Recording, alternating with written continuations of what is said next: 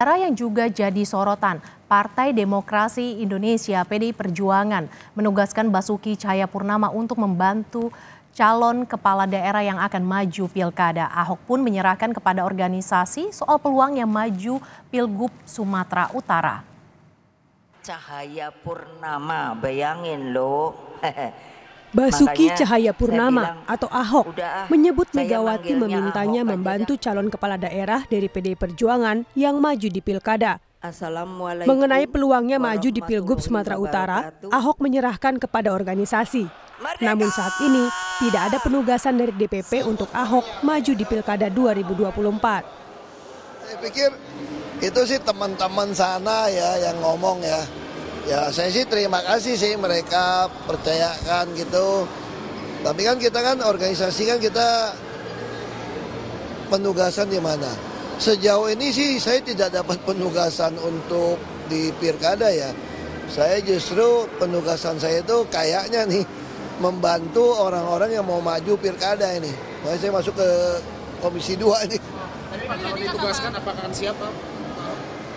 Ya kita secara organisasi ya pasti disiplin organisasi ya. Tapi sekali lagi sejauh ini nggak ada penugasan ke sana. Politisi PDI Perjuangan Ciko Hakim mengungkapkan hingga saat ini PDI Perjuangan belum ada kepastian penugasan secara definitif untuk maju di Pilkada 2024. Belum ada kepastian dari PDI Perjuangan untuk bukan hanya Pak Ahok tapi juga untuk calon-calon kepala daerah yang lain atau bakal calon kepala daerah yang sudah mendaftar baik itu dari luar maupun dari internal. Kami belum memberikan penugasan yang definitif bagi siapapun untuk maju di 545 pilkada seluruh Indonesia. Jadi pada prinsipnya kalau kita bicara soal PDI Perjuangan tentunya kita tahu bahwa kader-kader di PDI Perjuangan itu tegak lurus dengan aturan-aturan organisasi. Ketua Umum PDI Perjuangan Megawati Soekarno Putri dalam Rakernas kemarin menyatakan telah memberi tugas kepada Basuki Cahayapurnama atau Ahok. Namun Megawati tak menyebut secara detail tugas Ahok ke depan. Ungkapan Megawati muncul di tengah rumor Ahok akan maju pemilihan gubernur Sumatera Utara. Sekarang beliau bersama kita sudah keluar dari pemerintahan lalu bilang pada saya, Ibu minta tugas. Oke, sudah ada tugasnya. Diketahui sebelumnya, menantu Jokowi yang juga kader baru Partai Gerindra, Bobi Nasution, digadang-gadang akan maju di Pilgub Sumatera Utara. Yang diinfokan ke kami, yang diinformasikan kepada kami yang namanya sudah diberi surat tugas, pas ditanyakan kemarin, ini perlu daftar lagi nggak usah karena sudah mendapat surat tugas. Menurut Ketua DPD Gerindra Sumatera Utara, di Pilgub 2024 Sumatera Utara, Bobi Nasution akan menjadi prioritas Gerindra untuk maju di Pilkada 2024. Ya, kami ada keputusan Rakornas 7 Mei yang lalu, itu memprioritaskan kader internal untuk maju di pemilu kada serentak ini.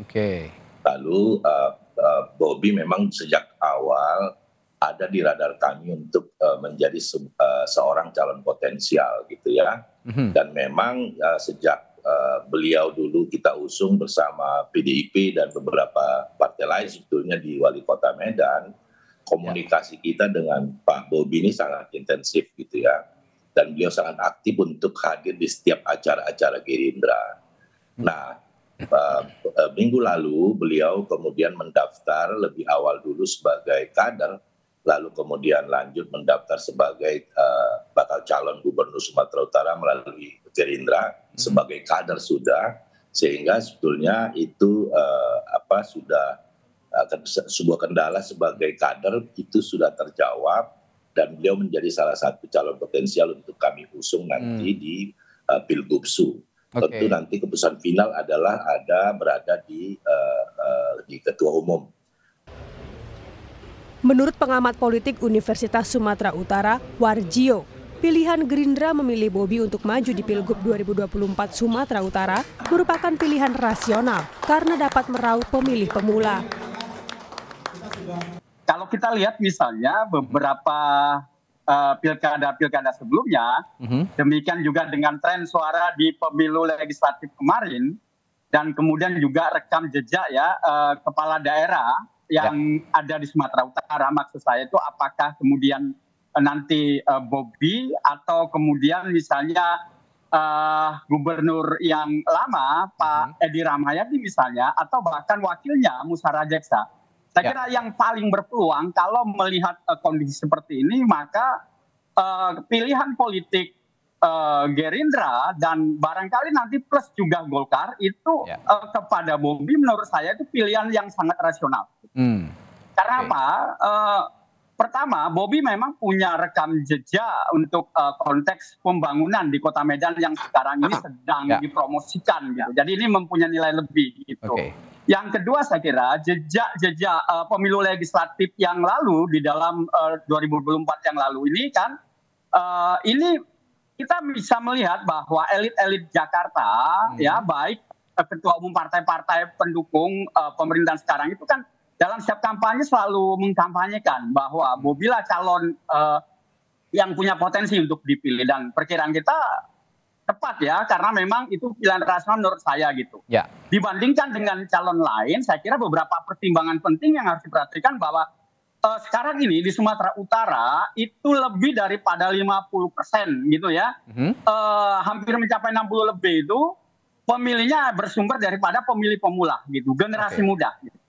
Nah kalau kita bandingkan siapa kira-kira calon yang representasinya untuk pemilih pemula, tentu bisa dijawab dengan tegas itu adalah Bobi. Sementara Pak Edi Rahmayadi bahkan Ahok sekalipun itu tidak tidak merepresentasikan itu, dan bagi anak muda itu kan terkesan gitu ya, tidak dianggap belum bisa mengikuti perkembangan mereka. Saya kira ini kondisi penting dan itu sudah dibuktikan dengan dukungan di dalam pemilu legislatif.